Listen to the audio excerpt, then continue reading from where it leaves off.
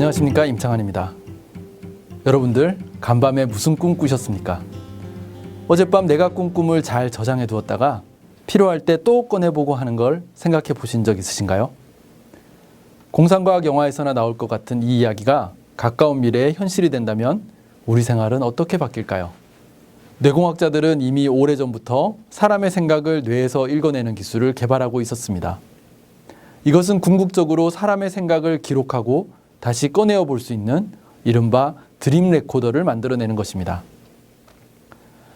드림 레코더 기술은 기계로 사람의 생각을 읽는다에서 출발합니다.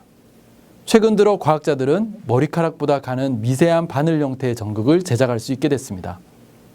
이 미세 바늘을 대뇌 피질 표면에 찔러 넣으면 수십 수백 개의 신경세포 집단에서 발생하는 뇌의 전기 신호를 정밀하게 관찰할 수 있습니다. 2004년 미국 브라운 대학교에서는 이 방법으로 브레인 게이트라는 뇌 컴퓨터 접속 장치를 만들었습니다. 미세 바늘을 이식한 사지마비 환자들이 생각만으로 텔레비전 채널을 바꾸거나 웹서핑을 즐기는 모습이 공개돼서 큰 호응을 받았습니다. 2012년 미국 매사추세츠 종합병원에서는 뇌공학 역사에 길이 남을 새로운 도전이 있었습니다. 갑작스런 뇌줄기 졸중으로 팔의 감각과 움직임을 잃어버린 허친슨 부인이 스스로의 생각만으로 컵을 들어올리고 입으로 갖다 대서 15년 만에 커피 한 잔을 마시는 데 성공한 것입니다. 이뿐만이 아닙니다. 희귀 퇴행성 뇌질환으로 사지마비 상태에 있는 얀 소이어만이라는 53세 여성 환자는 오른쪽 대뇌 피질 운동 영역에 이식된 미세 전극 배열을 통해 인간의 팔과 유사한 움직임을 가능한 최신 로봇팔을 조작할 수 있게 됐습니다. 소이어만 부인은 생각만으로 로봇팔을 자유롭게 움직여서 초콜릿을 집어먹고 하이파이브를 했는데 팔의 움직임이 너무나 자연스럽고 정확해서 지켜보던 모든 사람들이 놀랄 정도였습니다. 이 기술의 프로세스를 반대로 생각해 보면 어떨까요? 바로 생각과 의도를 읽는 기술을 뒤집어서 뇌의 생각을 집어넣는 데 쓸 수도 있습니다. 외부에서 전류를 흘려서 뇌의 특정 부분을 자극하면 됩니다. 실제로 이와 관련된 실험도 이루어지고 있습니다. 2009년에 개봉된 SF 영화 아바타에서는 주인공들이 뇌에 기구를 삽입하지 않고서도 자신의 아바타를 조정합니다. 현실에서도 바늘 전극을 이식하지 않고 직접 사람의 생각이나 시각 정보를 얻으려는 시도가 있습니다. 바로 뇌의 활동을 영상화하는 기술인 기능적 자기공명 영상, fMRI를 이용하는 것입니다. 물론 직접 바늘을 이용해서 연결하는 것보다 영상의 해상도는 떨어지지만 분명 머리 외부에서도 우리의 생각이나 시각 정보를 측정하는 것이 가능합니다. 2013년 4월 일본 국제전기통신기초기술연구소 연구팀은 fMRI를 이용해서 꿈을 읽는 역사적인 실험을 시도합니다.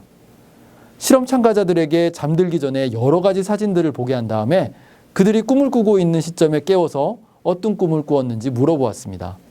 그런 다음에 꿈을 꾸고 있을 때 측정한 fMRI 데이터를 분석해서 어떤 영상을 만들어내고 이것을 실제로 그들이 꾼 꿈과 일치하는지 확인했습니다. 아주 정확하진 않았지만 실제로 꾼 꿈의 내용과 유사한 사진이 만들어졌습니다. 우리 꿈을 머리 밖에서 읽어낼 수 있을지도 모른다는 가설이 일부 확인됐다는 점에서 정말 획기적인 성과였습니다. 지금도 ATR 연구팀은 사람의 꿈을 읽어내기 위한 새로운 실험에 여념이 없습니다. 자, 어떻습니까? 기계로 사람의 생각을 읽는다라는 개념에서 출발했지만 상당히 광범위하게 영향을 주고 있지 않습니까? 뇌공학이라는 분야가 현실과 동떨어진 뜬구름 잡는 이야기라 생각하는 일부 회의론자들도 있습니다. 하지만 화성이나 태양계 밖으로 우주선을 날려보내기 위해 천문학적인 금액을 투자하는 것도 경제적인 측면에서 본다면 그다지 현명한 투자는 아닐지도 모릅니다.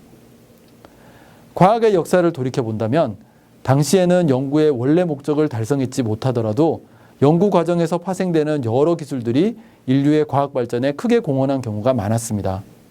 이런 연구를 통해 파생되는 기술로는 어떤 것이 있을까요?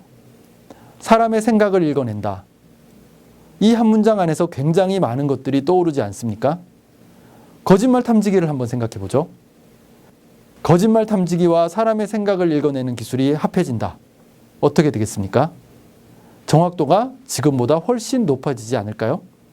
강력 범죄가 줄어드는데 톡톡히 한몫하게 될 것입니다.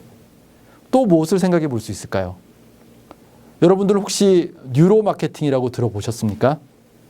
사람들의 무의식적 반응 같은 두뇌 활동을 분석해서 이를 마케팅에 접목시킨 것인데요. 요즘 사람들은 이 물건이 반드시 필요해서 사는 것이 아닌 경우가 많다고 하죠. 사람들의 구매 의욕을 불러일으키는 두뇌 활동을 연구해서 마케팅과 연결시키면 소비 패턴을 이해하는 게 한층 수월해지지 않겠습니까?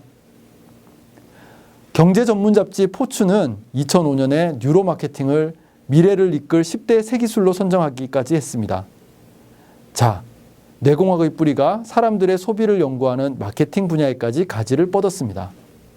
2013년 미국의 버락 오바마 대통령은 브레인 이니셔티브라는 새로운 연구 프로젝트에 10년간 매년 3천억 원이라는 막대한 예산을 투입하겠다고 발표했습니다. 과거 냉전 시절 소련과의 경쟁에서 시작된 달 탐사 프로젝트에 비견될 만큼 엄청난 투자입니다. 여기서 브레인이란 뇌를 의미하는 것이 아니라 혁신적인 신경기술 개발을 통한 뇌 연구, 즉 Brain Research through Advancing Innovative Neurotechnology의 약자로 새로운 신경공학 기술을 개발해서 뇌 연구의 새로운 지평을 열겠다는 포부입니다. 우리 돈 3조 원에 달하는 엄청난 금액을 뇌공학 분야에 투자하려는 이유가 무엇이겠습니까? 지금까지 이야기한 것처럼 이 연구를 통해 어떤 특정한 목적을 달성한다기보다는 연구 과정에서 파생되는 다양한 부산물들이 뇌과학 발전에 기여하리라는 기대에서 시작한 프로젝트입니다. 우리나라에서도 뇌과학과 뇌공학 분야에 더 많은 투자가 이루어질 것으로 전망합니다. 자라나는 우리 미래의 과학도들이 뇌과학 분야에서 세계적인 연구 성과를 낼 수 있는 환경과 토양이 만들어지고 있는 것입니다. 뇌를 읽어내고 꿈을 저장하는 것, 이제 꿈 같은 일만은 아닐 것 같습니다. 감사합니다.